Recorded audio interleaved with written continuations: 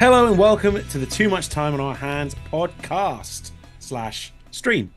We are here to talk about one of Tom's favourite subjects this week, but we'll get into that in a second. I'm going to introduce you to all the wonderful, wonderful people that will be providing you the entertainment for the next hour / hour and a half, or however long we decide to waffle on for. We have Russ. Russ, how's it going? What's up? I was just distracted by Duncan apparently starting to disrobe as soon as he started doing the intro. But luckily, / teasingly, he seems to have stopped for now. That's always for the best. Yes. Duncan, managed to keep your clothes on for once. It's always good. How you doing? Well, we can only see it down to his shoulders. So we really right. don't It's January, so there are germs everywhere, and God, it's I had a crazy. slight cold. It's horrible. But anyway, I am all right. How are you, Dan? Not too bad, sir. I guess the question we're all asking is, are you shirt cocking it right now? know. Going full on Winnie the Pooh. Yeah. Okay. No? Watched that a few times. You okay there, He's Duncan? not going to dignify you with a response. You not? No? Okay, cool. No, Okay. sorry. I've missed cultural references a lot. It's Today, very I've been cold very and he's slow. in Scotland. He's Are you he's naked from the probably- waist down is what I'm asking. No, I'm fully dressed. It is cold. It is like -5 outside. I do appreciate that you had a little check before answering, though. Well, it might be. No, I'm not. I just, at the moment, I can't remember. Yesterday, the other day, I was wearing long johns, so I would have looked Who's like John? sexy pixie man. I was wearing Long Long John. John like a glove. And we have Tom, evidently in the same room as Russ, by judging by the lighting. How's it going, Tom? It's good. If I look to my right, Change it. there's Russ just at another desk. Yeah, no, great, mate. Great. Really good. Excellent. So the reason I am taking over hosting duties is because Tom is taking the lead on this one. And it's a subject he, in fact, knows quite a lot about. It's a subject that he quite enjoys. I was going to make a It's joke not there, 3D but printing. it's not 3D printing, no. He'll No, get it in there that'll somewhere. be coming at some point, I'm sure. And I dare say we'll talk about it at some point.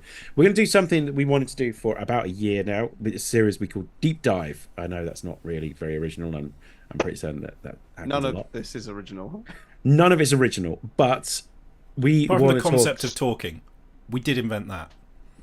We did. That was us. We want to move on from love letters to something like a little bit more in depth, where we actually talk about like production of things and not just why we love it, not just quoting things, but actually what came about to produce something that we absolutely adore and what it is specifically about it that we absolutely adore. So yeah, deep dives, and Tom is kicking it off. This has been in the works for about a year, hasn't it, Tom? It has. It's. Yeah. I mean, it's gone through several refinements because obviously we stream maybe for an hour or Yeah. so, and I think doing a deep dive, I feel like we have to kind of pick and choose the bits we dive deeply into of Yeah. the bits of the thing. So I think obviously this is a sort of format that's going to refine itself over the sort of course of more Yeah. of us doing it. But I've effectively Think of this as a pilot. yeah, I've effectively it's maybe not the one that sells it, but it's the one that everyone goes, oh, okay, I understand what you mean now. Yeah. Like, yeah, sort of thing. Yeah. So I've split it up into 3 kind of main sections. I haven't said what it is yet. No, that's true. So what we're going to do is we are going to look at one of Tom's favourite films, Sexy Pegging Nuns 6. Yes. One of the wettest films ever. Ooh, ooh. No, it's Alien. It's Alien. I only held Tom back because I wanted to make that joke. It's Alien. You'll have seen it actually on the screen whilst we're talking, or the podcast itself. But yes, Tom, take it away. Tell us about Alien. Okay, so this is good. That's So what he this was prepping for. Congratulations. is very good. Well done, Duncan. Okay, are we all ready? Everyone, I reckon so. I reckon everyone we've got- happy, flying We through got the a seat of pegging pants? joke out the way. Duncan's done the Got thing where he Alien. pretends like something's coming out of his stomach. That's always good. Yeah. If I So- feel I can't contribute something in this, I will probably bring up about parasites, because just like Tom brings up 3D printing comparison. It's very true. I do. I'm gonna bring some light to this. Not Anyway, actually, Tom, this time for real, with no one interrupting you, take it away. Hello, I am Tom Roberts, and this is the Alien Deep Dive.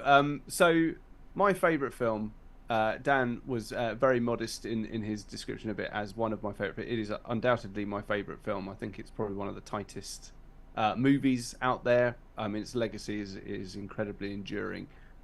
It's spawned a massive franchise, and in fact linked up with a couple of other franchises as well over the years. Probably most notably in the sort of modern zeitgeist, I would imagine the Aliens versus Predator universe is has become quite well established, and it all started with Alien. So my favourite film, Alien, it premiered on May 25th, 1979, long time ago. So it's also not a fucking Christmas film.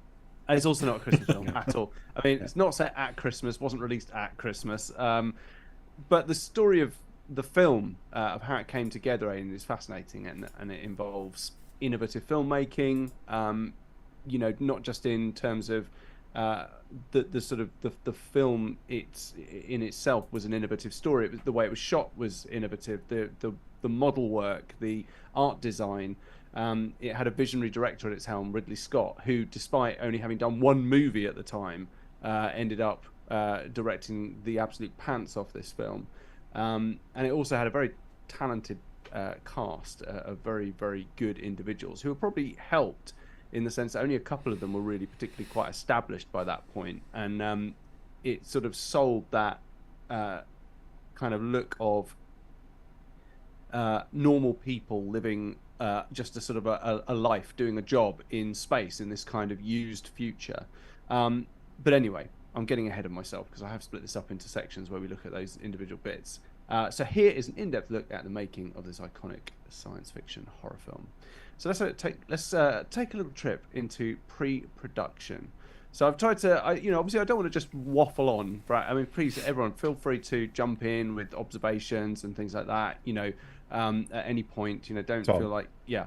Does pre-production happen before production?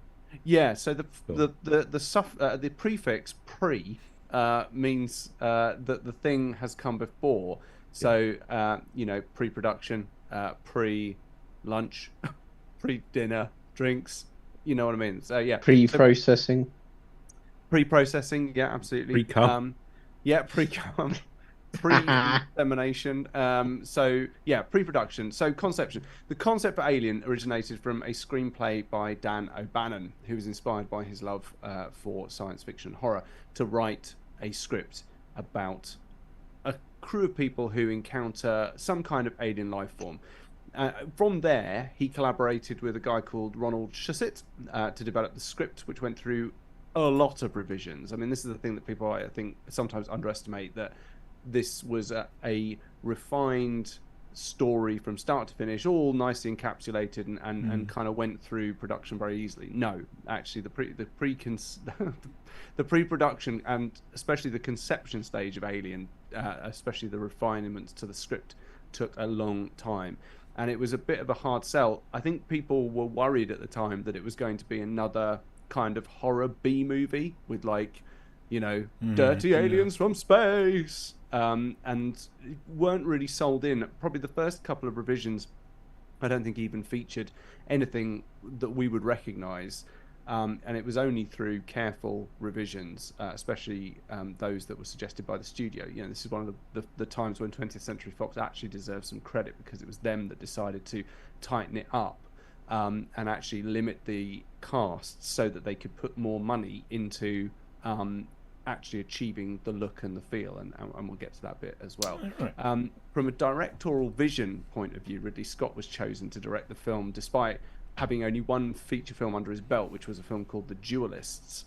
And it's kind of amazing, really. You almost think to yourself, Ridley Scott proved himself to be something of almost a prodigy. The sort of the late 70s and the early 80s, I think, Dan, you might back me up, you've got a far more sort of a keen knowledge of this kind of stuff when it comes to sort of film and feature films. But there seemed to be this sort of presence of young filmmakers at the pioneering edge of, new shooting techniques, model work, and all that kind of stuff. And you know, to the point that the things that they've created still hold up and look really good. It's almost like going back and watching Jurassic Park. Like, it still holds up. Like, it still looks good. It still looks like yeah, like it. Yeah. They were ambitious, but not over ambitious. Like, it was new, untested stuff. So they just did what they could to really add a bit to it, whereas as opposed to just going, oh, we'll do it all in computers. The thing about picking Ridley Scott is that he also, at this time anyway, he would have still been heavily influenced by where he essentially grew up, Teesside. And like, when you look at Teesside, like obviously they've got Blade Runner, but even the Alien set, you look at it, it's grim, it's dark, it's industrial, which is Teesside in the 70s. Like, grim, dark, industrial, damp, and probably unbeknownst horrors there. I mean, Middlesbrough, full of horrors to this day. So, and at this point, apologies. All he directed, was The Duelist, and before then, all he'd done was TV commercials. Yeah. And a lot of it was like director of photography work. So, like, it wasn't necessarily even as a director, but then the fact that he did this and then went on to do things like Blade Runner. And you're absolutely right, Tom. There's like directors like obviously John Carpenter, like mid to late 70s as well, with Halloween and then The Thing, and then all the other films John Carpenter's done. Steven Spielberg, obviously. James Cameron as well. George Lucas. Like the amount of talented directors that were pumping out like sci-fi and fantasy, or not even necessarily sci-fi and fantasy, but doing things a little bit bolder with animatronics or not even stop motion, but like model work at least. And as you say, not taking it too far, but putting it in a believable sense, having the common sense to take a step back and go, actually the shark looks shit, so let's maybe not see it for most of this film, that kind of thing. So yeah. No, it's really thank you for that. I mean, that's some really good examples of the types of. It's one of those things like you know, when you sort of try and think and you go, I know there are lots of people but who were really pioneering at the point, but I can't fucking remember their names for like the life of me. But yeah, no, I mean, but someone, as we move on to design and artwork, as you can see, I'm just kind of pulling. This was the sort of the team that were being pulled together. You know, once the script had been signed off and that they knew that they needed some kind of creature, they started looking around for inspiration on what this creature should look like, and it's absolutely bizarre because you know the thing I love most about Alien is the juxtaposition between just how familiar and lived in the human world feels, especially in the Nostromo spaceship, and how utterly alien the alien truly is, you know, with its biomechanical body, its weird long head and carapace. It's, you know, very, very, very alien. Like, you know, it's incredible growth rate and all that kind of. I mean, it's just so, you know, with the face hugger as well, it's so bizarre and so unsettling that, you know, it could have only come from one person's mind, and that person's was H.R. Geiger, who was a Swiss artist, very famous for some of his incredibly surreal work. Now, the one that inspired the Aliens design was a piece of work called Biomechanoid, and I think it was Necronomicon 4 or something, I think is the rest of the title of it, but it's this Biomechanoid, which is this very sort of bizarre female form, very sexualized, but with this very long head and, you know, the jaw that, you know, comes out of the alien's mouth, very, very present. So this design had obviously been going through his head before, and again, it completely becomes the signature element of the film. He even designs the derelict ship as well as the facehugger. Although, now I didn't know this until I started researching this, was that the design of the facehugger is, at the first stage, is completely different to what we see. So the facehugger that was eventually created, the iconic sort of thing that looks like kind of two hands, you know, that come at your face, it didn't really look like that. It actually looked like one large hand with a sort of kind of turkey frill over the back of it and one great big eyeball in the middle. It looked bizarre. It looked very, very odd. And the novelization that was written from Dan O'Bannon's script still uses that description of the facehugger. That while it's on Kane's face, it's looking at them with this panicked sort of eye, hoping that. Oh, like the eyes on top. It's got one single big eye on the top of it, which is really bizarre, and you just think it's very strange.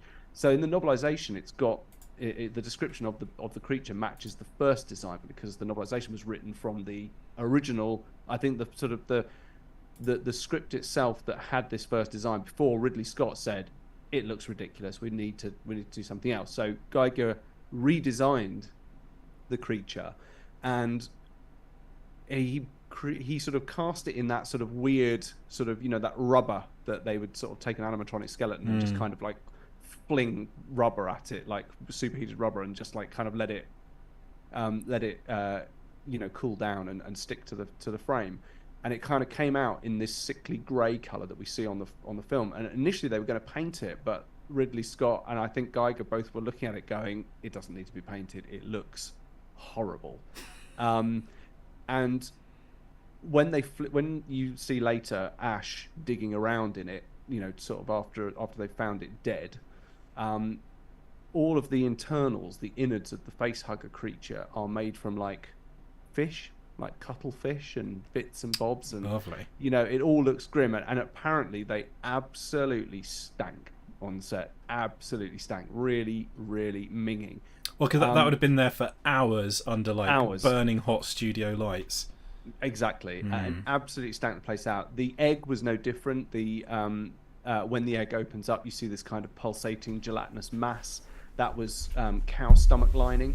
And intestinal tract all sort of pulled into a big mess. Again, stank the set out.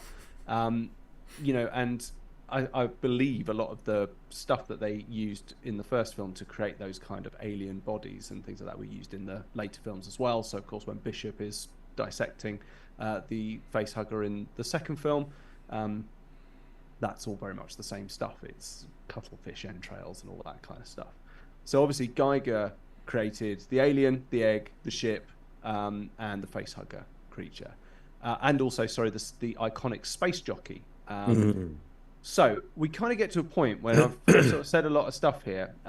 It's probably worth kind of just giving a little bit of a recap of the film. I mean, the basic kind of plot of the film is commercial spaceship flying through space on its way back home, tugging a great big, massive oil refinery behind it. The ship in question is a tugboat called the Nostromo. There's a crew of, 1, 2, 3, 4, 5, 6, 7. 7 crew members and 1 ship's cat. They're on their way home. They suddenly get woken up out of nowhere. They go onto the ship's bridge to try and find out what's going on, but the ship's central computer tells the captain, you've been woken up early, you're nowhere near home. There's a distress signal that we've picked up, you need to go and check it out. There's a bit of banter and arguing and stuff like that, but they eventually decide, right, fine. So they disconnect the Nostromo from the refinery. They land on this planet LV-426, which is basically just a number designation given to this planet that obviously has been surveyed at some point, and it's just it's just assigned that number, something to look at later. They land. They find this very sort of primordial planet that is very much in the young stages of its life. They home in on the signal, and instead of just finding some people in trouble, they find a very, very alien-looking vessel. They have no idea how it flies. It looks like it's crashed on the planet. And they go inside, they find the source of the signal, and they find the dead pilot's body, big alien thing that looks like it's been fossilized with its ribcage exploded from the inside. So there's already sort of this very unsettling sort of, they've been woken up. The actors are already bringing across this, like, this is completely unexpected. They didn't want, they just wanted to go home. But they decide to lower one of their crew members into what they think is the hold of the ship, and they encounter a massive room filled with what looks like millions upon millions of eggs. This crew member approaches one of the eggs. The facehugger jumps out, bursts through his helmet, and they drag him back to the ship. But it's the way the egg peels back so slowly. The petals. Absolutely. And indeed, we will have a look at that a little bit later. And they drag him back to the ship. They argue about whether they should just freeze him and get back into the freezer and go home, or whether they should, try and work out what's wrong with him first. Ash, the science officer, says, I don't think it's wise putting him into freezing. I think we should just run tests. Eventually, he wakes up, and they try to remove the face hugger at one point and find that the face hugger itself has acid for blood, like nearly melts through the hull of the ship. So there's no way to remove this face hugger from Kane, and eventually it actually comes off and dies. And Ash is given permission to take it back to Earth. And then eventually Kane wakes up, and they all think, brilliant, he's going to be happy. They decide to have one last meal before bed, and that's when the most iconic, and probably one of the most iconic film scenes in cinema, happens. Halfway through dinner, Kane starts convulsing and choking, and the alien bursts from within his chest, and Kane's son, the xenomorph, is born. I never thought of it like that. Yeah, it's very, very strange. Now, the thing is that obviously, calling it Kane's son is a bit flippant. One of the main themes of the film is, without sort of dashing around it too much, is male rape, is the fear of it, is that, the face hugger puts a tube, grabs hold of the face, puts a tube down the throat, implants an alien egg into the chest cavity, and the alien eats its way out and bursts all out. It's a violation, and the alien is a violating creature. So they decide, we need to capture this thing. They've seen it burst out. They think it's about sort of yay big, about a foot high. So they make some cattle prods and nets, and they go and try and chase it. But they find very quickly that the alien has unbelievable metabolism and has grown, to about 8 foot tall. And they encounter, and basically it starts picking off the crew one by one. Captain Dallas decides he's going to go into the vents to try and flush it out towards the airlock. Hopefully they'll be able to get this thing out before it kills any more of the crew. But ultimately what happens is basically everyone gets killed, except for Ripley and the cat. She decides to destroy the Nostromo and fly away in the shuttle. But ultimately what happens is finds that once she's blown up the Nostromo and flies away... The crew decide... Well, what's the crew left decide of the crew, to... What's left... Three of them go, right, let's do self-destruct. Yes. So the one thing I've missed out is actually what they find out in the middle. I mean, that would be the great story, that she escapes, she kills the alien, and blah, blah, blah. But actually what we find out is that one of the crew members is a sleeper agent, and Ash has been sent out by the company, as they are known, who run the company that owns the Nostromo tug vessel. They were sent out there because it actually wasn't a distress signal. It was a warning that had been set up by whatever alien race actually owned the ship. It was a warning to stay away from the ship because of the cargo it was carrying.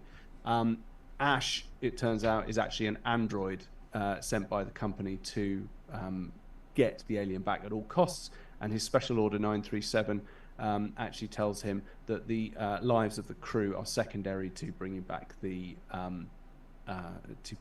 alien.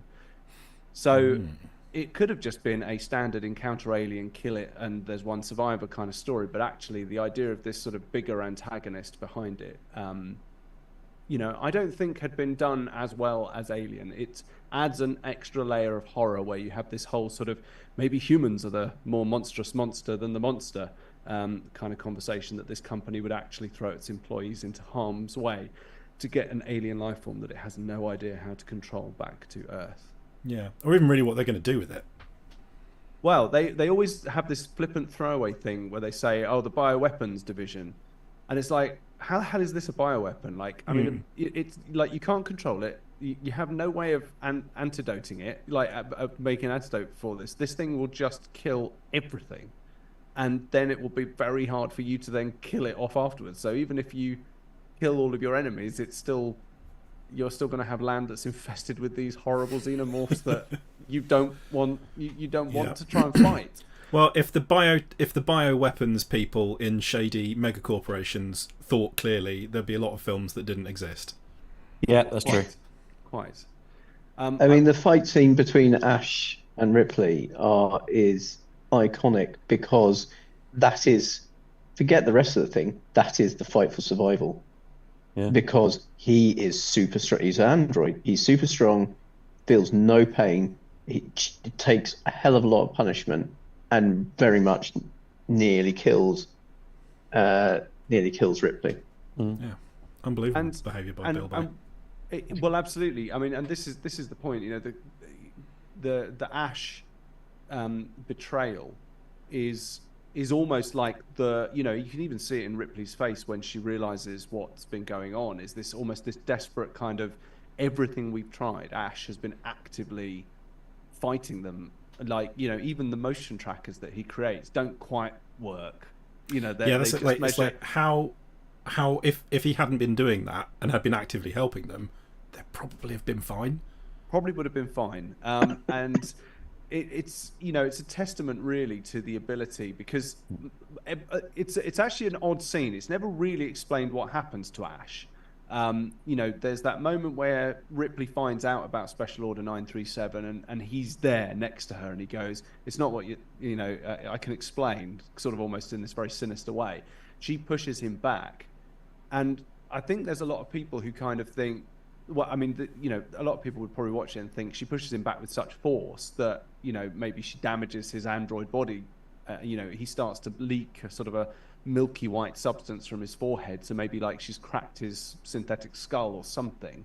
But actually, I read this very interesting sort of analysis of the Ash character, where it said, if you consider that, you know, what Bishop tells us about the Hyperdyne System 120A2's always being a bit twitchy, he talks about how that could never happen now because of our behavioral inhibitors. Of course, it's the I can't remember what it is. Is it the what's Asimov? Is it the 5 laws or the 3 laws or something like that? It's the five laws of robotics. 5 laws of robotics. So, you know, one of them is that you can't allow by omission of action a human to come to harm. 3 laws. 3 laws, yeah, because they can't directly harm a human. Yeah, and the idea is that basically, at some point, they will always kind of like go against these anyway.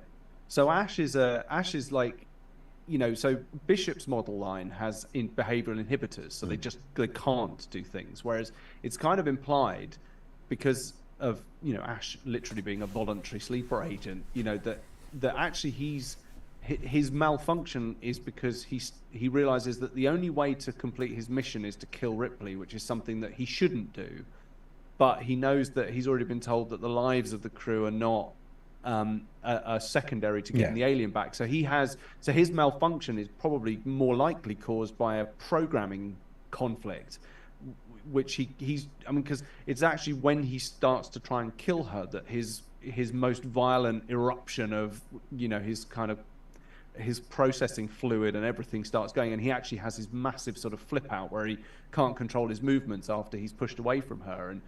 And you know, that is the bit for me that kind of brings me round to the fact that someone can play that, and there are people still talking about this 50 years on, just as a credit to the crew, the cast, sorry, that were pulled together for this. So obviously everyone knows Sigourney Weaver as Ellen Ripley, but some of the sort of the names that may have sort of passed into kind of acting lore by now are Tom Skerritt, played Captain Dallas, the captain of the Nostromo; John Hurt, who very famously played Kane, the guy that gets impregnated with the alien. You've got Ian Holm, who played Ash, as we were just discussing. You've got Yaphet Kotto, who played Parker, the chief engineer. You've got Harry Dean Stanton, who played Brett, who was the sort of deputy engineer, and you've got Veronica Cartwright, who plays Lambert, who's the navigation officer. Harry Dean Stanton is like the character actor, like like he is like, if you are going to like find like a character actor, define him, there'll be a picture of Harry Dean Stanton next to him. But yeah, absolutely. And there's some interesting things. You know, Ellen Ripley, played by Sigourney Weaver, she was considered for the role first. Oh no, sorry. So Meryl Streep was considered for the role. I read that the other day. But I think her partner died, so she decided not to do it. Weaver was actually on Broadway. Ridley Scott had seen her, and he was really impressed. And she was actually the last actor to be cast, which I think is quite interesting. You know, I mean, it's one of those things that where people sort of go, "Oh my God, she was the last actor to be cast in the film, and she went on to be like this most iconic character." And it's like, let's just see it for what it is. It was an administrative thing. They probably cast the character last just through whatever. It wasn't. It's not necessarily this sort of legendary story anymore. She simply was, at an administrative level, the last person to be cast in her character. Funnily enough, Veronica Cartwright actually auditioned for Ripley and thought she got the job, but when she went for costume fittings in London, found out that she'd been cast as Lambert, initially was a bit worried that the emotional nature of the character was a little bit of a weak character for her to play, but then decided, actually, I'd just like to be in the film. She deserves a special mention because during the chestburster scene, while they didn't actually know more about what the scene was going to contain than I think most people assume that they didn't know anything that was going to happen during that. Yeah, which would be cruel as fuck, by the way, and they should never do that. Really cruel, and they should never do it. And in fact, they didn't. I mean, they knew sort of what was going to happen, that there was going to be a thing, but they had no idea how violently visceral it was going to be. Veronica Cartwright certainly did not expect to be showered with blood, so her scream is real, as is Tom Skerritt's shell-shocked kind of look on his face as the thing runs away off the table. Those reactions are very very much real. They knew something was coming out, but they weren't expecting everything that was. They kept more things in there, and they didn't expect the explosion either. No. I mean, the whole setup with the chest burster bit is amazing piece of like animatronic. Well, not animatronic, but it's all. Well, it's been done. It's done 1,000 times now, but like that when that first happened, like, I can remember really clearly the first time I saw. Oh my god, scene. Especially like a lot about seeing this film for the first time. Like I'd only ever known Ian Holm as Pod from The Borrowers, so that's a bit of a character change. Some Jack's made some fun points. I kind of want to, if people want to. Jack knows something about Alien, quite a lot about Alien himself. So a lot of the look of the Alien was inspired by the kind of used future look of the tech in Star Wars as well. Yes. And he says all of them except Ripley would have definitely died of COVID. And then also Yaphet Kotto grabbed a fork to stab it when it appeared. This is very true. It's actually a skillet that he it's not a fork. I think it's a skillet that he grabs. While we're talking about that, actually, I've just found a really good description of it. For the filming of the chestburster scene, the cast members knew that the creature would be bursting out of hurt and had seen the puppet, but they'd not been told that fake blood would be bursting out in every direction from high pressure pumps and squibs. So can you imagine that moment of, okay, so this thing, like, that looks a bit weird and a bit lame, probably, like, is going to burst out. And they're like, right, cool, yeah, okay, well, we'll act shocked and stuff like that. And then suddenly, bang, splat, kapow, everything goes. It says that, the stream of blood shot directly over Veronica Cartwright, like literally cut, and you can see it in the film, covers it. And she actually fell to the floor and went into hysterics. She was so shocked with what was happening. And interestingly enough, when the alien runs away, and it looks a bit lame because the tail is wiggling around, that was created by an air pump blowing air out the back of this thing and a slit in the table that it was just being pushed along. So it's it's probably the one scene in the whole film that I look at and go, it's the one that when it runs away I think that's the only lame bit, because it's flanked by so much other cool stuff. Like this is I think what the deep dive stuff is all about. Like, do you guys know how they created the acid for blood scene where they try to cut one of the digits of the face hugger off to try and free it from pain? It melts through like four decks of the ship, doesn't it? And it splashes onto the floor, and there's this dissolving noise. I think I did. Is it something like is it like polystyrene and superglue or something? I was about to say polystyrene cement and nail polish remover, acetane. So basically they made the models of the boot and the floor tile and stuff like that. In fact, if you're an eagle-eyed viewer, you can see that one of the drops of the blood fluid hits Tom Skerritt's boot, and nothing happens. Well, this is the sort of thing that you'd spot on like a 4K remaster that you'd never have had a chance of spotting in the cinema. Literally, I've only ever spotted it on the Blu-ray as it's happened. And obviously the effect of throwing nail polish remover in that sort of splash pattern onto polystyrene is that very quick, almost dissolving, but it's actually just melting. It's just melting the plastic really, really quickly. And of course, they use that all the way through. So that's why it's such a small sort of area of roofs and things like that, because obviously it's very difficult to model out of polystyrene and stuff. But that's how they achieved that. That's really cool. That wonderful effect. It looks brilliant. The way it's all like drippy, sticky, horrible. It looks so cool. And still kind of genuinely corrosive as well. Like it looks like you wouldn't want that on you. Like you do such a good job of making and it. In fact, it's that sort of effect becomes almost it becomes one of the iconic things about the creature. Is that even the Parker character sums it up when he goes it's got a wonderful defense mechanism. You don't dare kill it.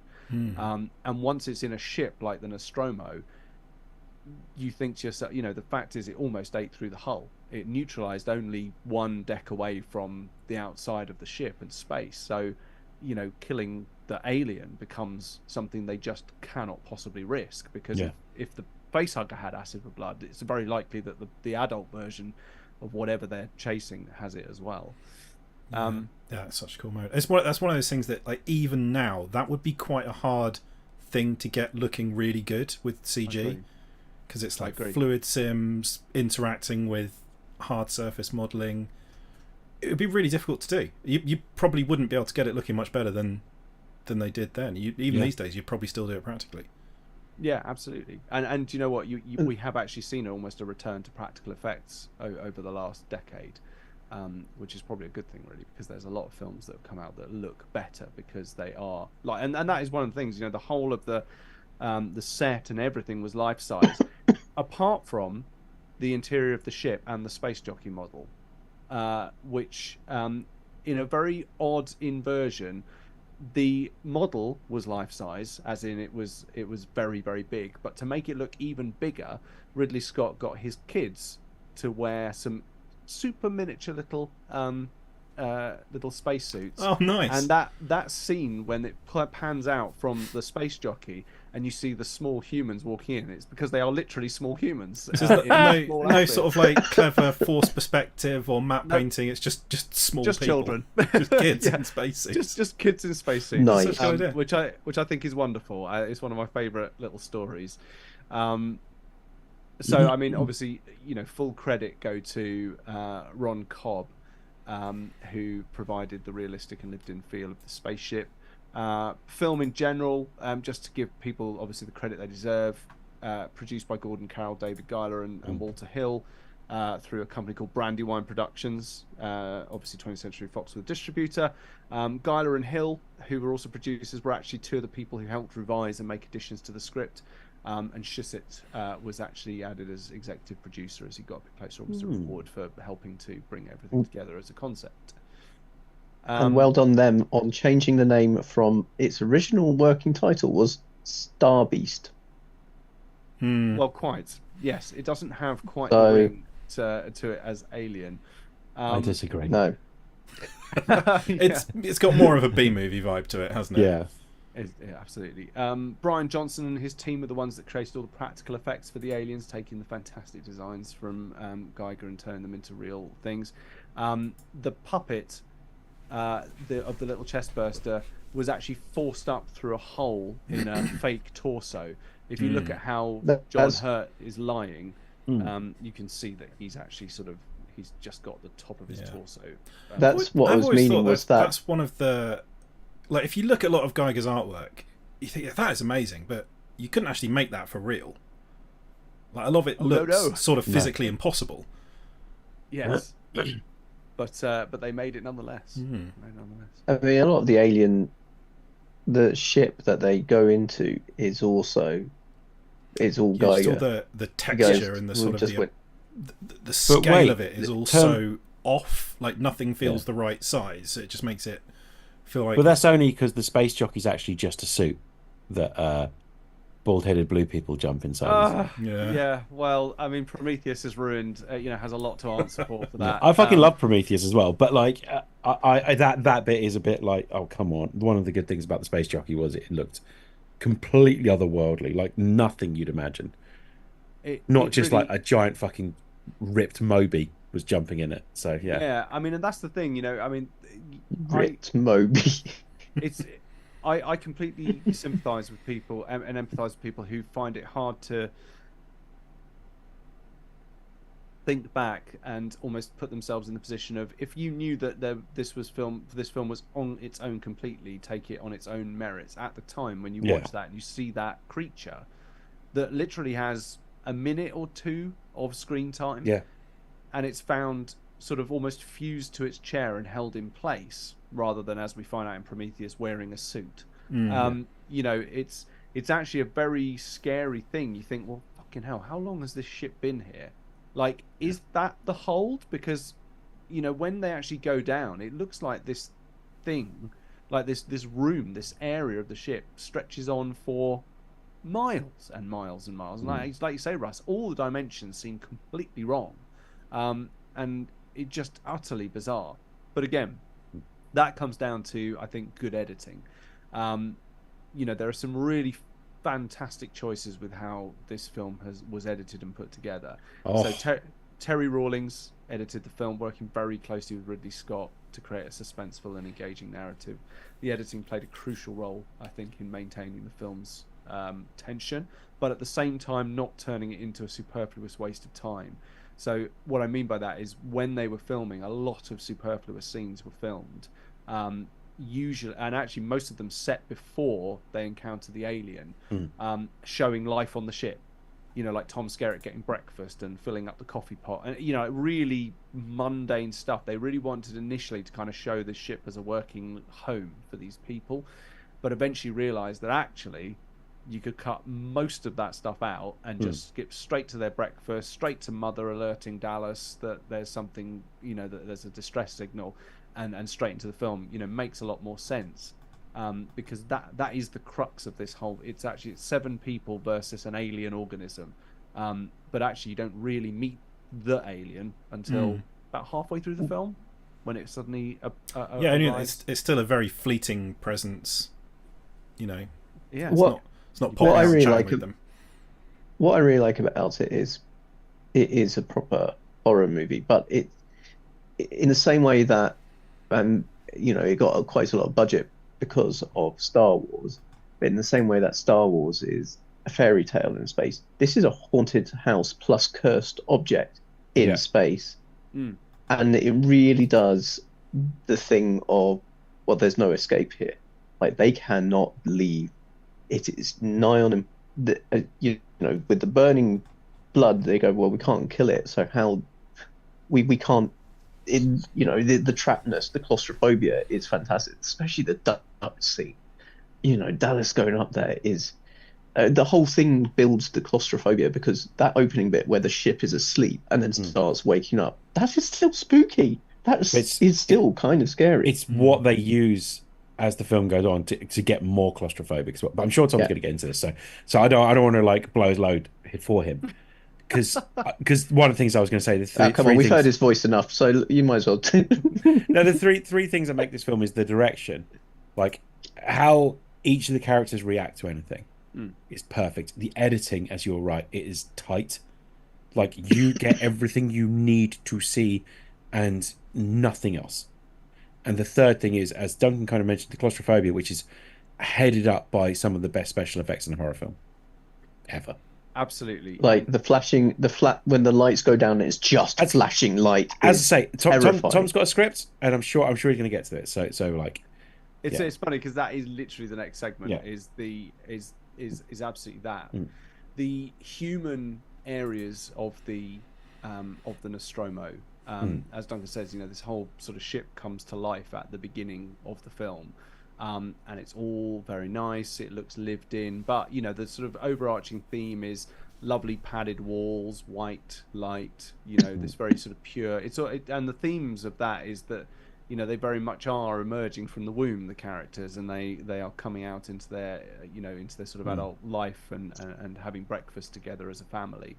But it is all very claustrophobic. You know, there's not much headroom in many of these places. But then suddenly, in some areas of the ship, of the Nostromo, there's like that massive area where Brett is killed by the alien. with all the It's chains enormous, hanging down with all and the everything. chains, Yeah. exactly, and the water and the vent and stuff like that as they're looking through. And I think it's not just the visual design that sells this sense of claustrophobia. It's the music. It's the sound sound. effects. Yeah. Which were designed by Ron Cobb and composer Jeremy Goldsmith. As soon as that alarm starts going off as well. You know, it's absolutely incredible. And you know, there is no traditional score for this film. There are musical cues, there are sort of almost whimsical, kind of dreamy noises, but one of the most pervading sounds in that film is a very, very subtle, like a subtle changing, almost as if the ship is breathing. Yeah. And you know, Duncan, you sort of almost hit on it really. I think the ship Nostromo is seen as a living organism, and Mother, the central computer who is supposed to be looking after the crew, is actively working with Ash as well to make sure that they, you know, don't get in the way of the company's goals, which is to get the alien back, which again is another layer of claustrophobia as well. You know, Ash's one response whenever they ask for any help is Mother is still collating. She's not collating. She's not doing anything. She's literally actively not doing anything to help. Even when Dallas asks, "What are my chances?" when he goes to the bench, she answers insufficient data. And that is what she's been programmed to do. So she's not... The funny thing is, Mother is not necessarily a malevolent force, but has been perverted by the company into a malevolent force. Ash is a malevolent force created by the company. Their influence is a claustrophobic presence. The alien, as I called it earlier, is a violating presence on the ship. Not only does it physically violate your body to impregnate you and then kills you when it erupts, it then violates the space. And Duncan said it absolutely right. It can't be killed, so it is a violate. You know, the only way you can get it out of the ship is by flushing it out into space and hoping that will kill it. Which it turns out, not even that can actually kill the alien, because Ripley in the end has to kill the alien by frying it with the engines of the Narcissus. I think Narcissus is how you pronounce it. That's the little shuttle at the end, isn't it? The little shuttle. Yeah. And again, you know, I mean, that is a very claustrophobic set. The Narcissus is an escape shuttle, tiny, single room with a little bridge and one hypersleep pod. And the alien has gotten on there. So not only has she destroyed the massive ship that they were living on, justifying that the alien was in that little shuttle all along. Now, there are some people who say that the alien went to the shuttle to die because the drones don't have very long lives. Their purpose is to not kill off the crew, not kill off people as they suspect, but actually they're taking them somewhere. And it turns out in one of the deleted scenes for Alien that the alien has set up a small hive, where it has imprisoned Dallas and kept him alive, and is turning Brett's body into an egg, showing that the xenomorphs can almost asexually reproduce, which again is very claustrophobic and very scary, and is so weird and alien.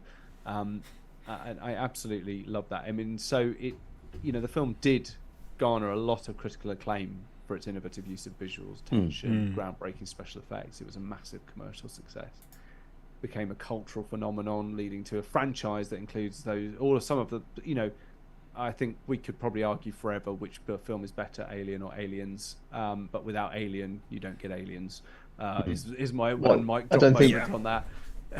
They're kind of both perfect, and both very different. Like I personally prefer Alien, but you can't. There can't be an argument for without this you don't get this, because that's like saying, well, without films you don't get any of them.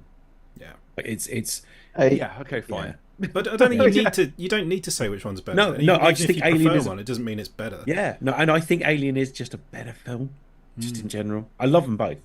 Well, I mean, they're different. They're also really different.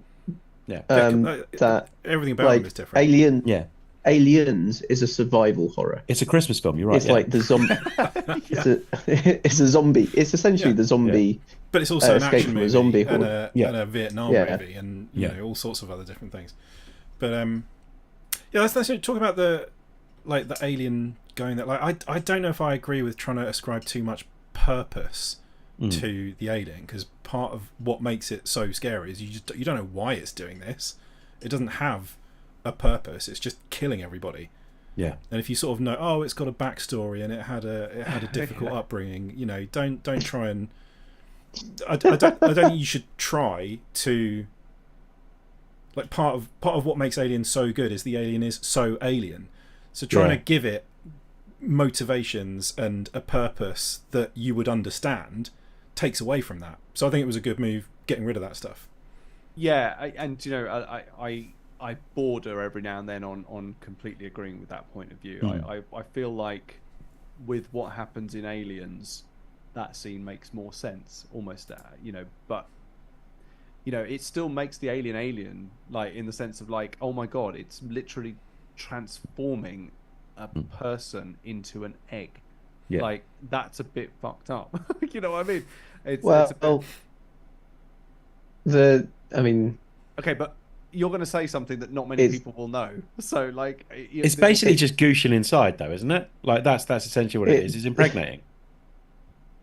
well, a lot of parasites, like, a lot of things will take the dominant role. So if the queen is dead, or something, the main breeder is dead, then something else will actually turn into that main breeder. So that drone, it makes kind of sense. Well, to me, it makes sense that Like, it would if it's on its own, becoming a it queen. would turn into a queen. Yeah, Yeah. So you're absolutely right. But then again, that's like saying, oh, so this happens to creatures on Earth, therefore it'll probably happen with these. I think better just keep it weird. This is why Ash's comments about the alien ring so true. So when he's talking about his nobility of purpose. Ash is reactivated by the crew in his discombobulated state, which, by the way, was created by milk, fiber optic cables, which you can see sort of glowing, and macaroni and beans is what all the internals are made from. And there's also a very funny moment where, unfortunately, the rubber head that they created for Ash dried out in the sun too much and shrunk. So the snap from rubber head being pushed onto a table to Ian Holmes' actual head is very glaring. And actually, when I said that the alien chestburster running across the table was the only scene that I sort of sometimes a bit balk at, actually, okay, this one as well. But Ash's final words are something to the effect of, you still don't know what you're dealing with. It's a perfect organism, a survivor, unclouded by petty delusions of morality. You know, I can't lie to you about your chances, but you have my sympathy. You know, effectively saying that he admires its purity. Yeah. It's the perfect organism. All it does is survive. It has no interest in sympathy, fear, nothing. It just wants to survive. And I think it just that's needs the point. biomass. Yeah, well, I mean, that's the point, isn't it? You know, actually, that's Ash trying to rationalize the alien for them, to kind of give them some grounding so that they understand that it's utterly beyond their comprehension. You know, it is so inhuman in its goals that they're just almost unknowable. I guess that's almost kind of Cthulhu-like, isn't it? It's like, it's just so unfathomably unknowable. So legacy, I mean, influence on sci-fi and horror. Alien, often regarded as one of the greatest science fiction horror films, influencing numerous filmmakers in the genre. And you know, you can see Alien's influence even to this day in horror films. Any haunted house horror film has taken some. I don't know what you're talking about, Tom. There is no influence across multimedias of popular culture whatsoever. Clearly not. The film received Academy Award nominations for Best Art Direction and Best Visual Effects, which was very, very good and very well deserved. The success of the first film obviously led to Aliens, which is directed by James Cameron, Yay! Alien 3, Yay. and Alien Resurrection, and Aliens vs Predator, and yes, very much the quality of the films sort of reached their peak with Aliens. Keep saying the films, Tom. Get to the one I want to talk about. Aliens vs Predator 2, Aliens vs Predator Requiem, and then Predator. You know, I mean, Prometheus. there's a lot of these franchises. Yeah, Prometheus. Say the Covenant, other one, Tom. Say it. Covenant. Boo! Boo! Covenant. Shit! Boo! Totally shit. Oh, apparently, Fuck that film. apparently Michael Fassbender made the Aliens. Yeah, that's what happens, is it?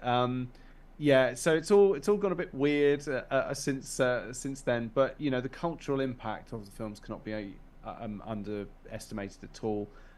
You know, I'm not just talking about, you know, the iconic chest bursting scene or the design of the alien itself, things that have become so ingrained in pop culture that they have been spoofed at times. You know, Spaceballs spoofs that scene, and John Hurt in fact replays. Did it? I can't believe they got him to do it. Yeah. which is utterly. And he goes, "Oh no, not again!" Yeah, and the alien jumps out and does a Hello, cabaret my dance. Like, you know, but I think, you know, what for me, you know, the production of Alien, the fact that it became what it is now, stands as testament to the efforts of the collaborative efforts of a visionary director, talented cast and crew, groundbreaking design work, which resulted in what I consider and many others to consider as a cinematic masterpiece that continues to captivate audiences decades after its release.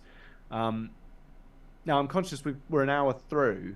I did actually put together 2 other sections, which I totally underestimated the length of the script and stuff like that, but I kind of... What, you underestimated how long you could warble on for? Yeah, totally. But I think, so I've got a big section on Ellen Ripley, and I've got a big section on Ash's betrayal. Like you did to me last night. Maybe we'll split it in 2. Yeah, exactly. Like a Kit Kat. So what should I do? Shall I get like kind of halfway through? I'm thinking if you're at a natural stopping point, Yeah. we stop now. Yeah, we've got about an hour. Yeah. Okay. Come back next time. Well, there you go. Then we'll come back and do another one next week. So I've taken a look at so I think through that I've managed to hit pre-production, production, post-production, and legacy. And I think after that, there's a nice big long section of analysis of Ripley's character and what she has become to cinema, and also to people in general. And then there's also a section on Ash's betrayal, because that is the big twist in the film. Yeah.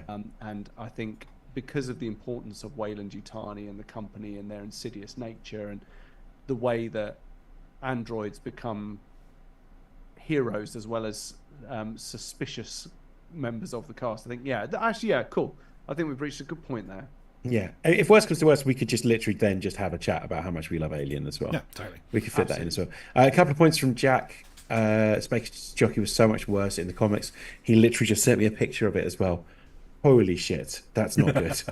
And it says they've got the new film next year and the TV show, and also apparently Carlo Rambaldi built functional alien head for the SFX as well.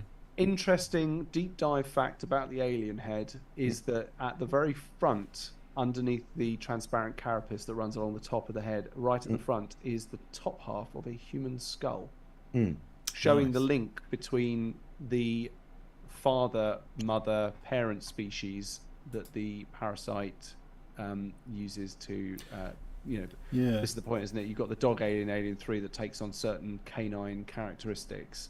And have you seen the behind-the-scenes footage of that? Yeah, and it's amazing. It literally makes me laugh my head off. It's so funny. Which is really sad, because in Aliens, when you see the animatronic alien queen being articulated, you go, holy shit, this is what people used to do to make unbelievable monsters in cinema. And then you see the dog alien in Alien 3 and you're like, oh, they just twisted the legs round. It doesn't look right, and they painted it red. What's going on? Yeah, and the dog refused to do what they asked it to. Yeah, exactly. Lie down. Explode from the inside. It's so funny. If you get, it's all over like social. It had like a a massive comeback recently. It's worth, if you can find the clip of the dog alien, is definitely a whip it in an alien suit is top tier. Absolutely, Jack. Yeah, it is exactly what it is. It's amazing. Go find the footage. It's incredible. So, well, I would say thank you very much for listening for that first, what might become part one of a couple of parts. If you like us doing this, yeah, sorry, go on, Duncan. I mean, let's face it, we were talking GW last week, Games Workshop last week. They would be a bit stuffed without Alien at the moment. Yeah, they definitely nicked a bit off them, didn't they? Mm-hmm. Yeah, I like the fact that we're just talking about Ridley Scott's second best film, so that's nice. So it's just, I'll die on the hill that Blade Runner is a better film, but they're both fucking great. If you like this format, then we'll happily do it more, and you want to let us know, then you can hit us up on the social medias, which is just TMTOOH on all of them, pretty much. Instagram and Facebook, maybe. I haven't checked it in a long time. Twitter. And come join the Discord. It's the pinned tweet on the Twitter, and then the bio on the Instagram as well. Mm-hmm. Tom, thank you so much. That was perfect. Yeah. We'll do more of that. If you've got any subjects you'd like us to cover, because I think we've all got some stuff that we do quite enjoy. I've got this incredibly original TV series I started watching called The Expanse, which doesn't take from any films or TV series at all. That's while on that subject, someone put up something fucking perfect this week. A right-wing nut job put something up, which is hilarious, which was that someone was asking for suggestions of non-woke TV series to watch, and then he goes, "You've got to watch this. The Expanse is perfect. It's so anti-woke."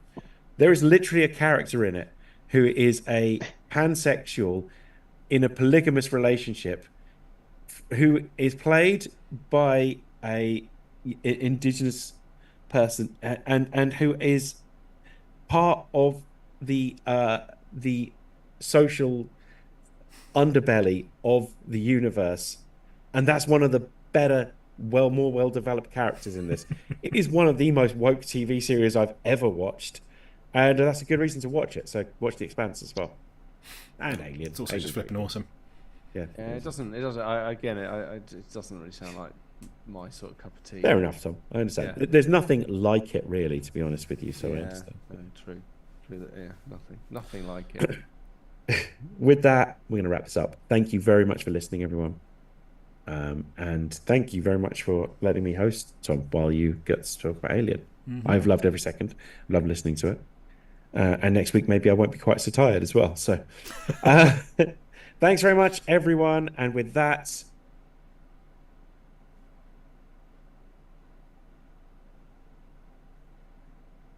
Well, I mean... Bye. I was going to say cue the music. I was deliberately doing that.